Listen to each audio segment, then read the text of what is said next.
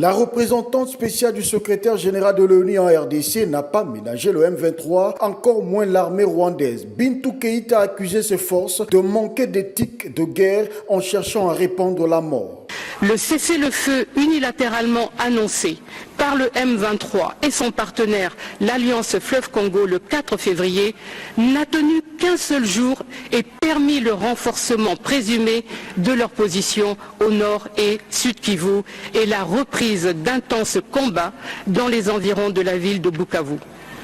La reprise des offensives dans des centres densément peuplés, comme ce fut le cas à Goma, entraînerait des conséquences dévastatrices sur la population civile.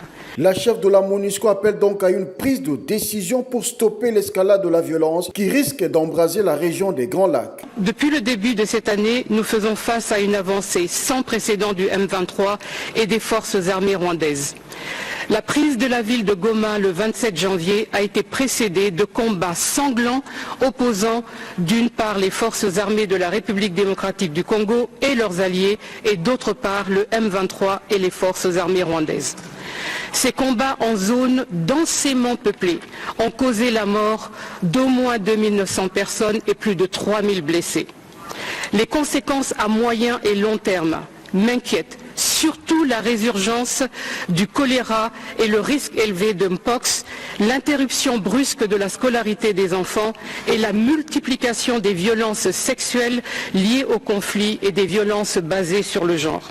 En même temps, la lutte contre l'impunité des crimes graves promus par les autorités nationales risque d'être fortement entravée par les dommages causés aux institutions judiciaires de Goma. Il est impératif que des mesures urgentes soient prises pour stabiliser la région, rétablir la paix et permettre une reconstruction durable. Je tiens à souligner le risque d'expansion du conflit dans la région si des mesures urgentes, dissuasives et contraignantes ne sont pas prises pour arrêter l'escalade de la violence. La 37e session extraordinaire du Conseil des droits de l'homme de l'ONU aura été une occasion pour tous de reconnaître l'implication du Rwanda dans la guerre qui sévit dans l'est de la RDC.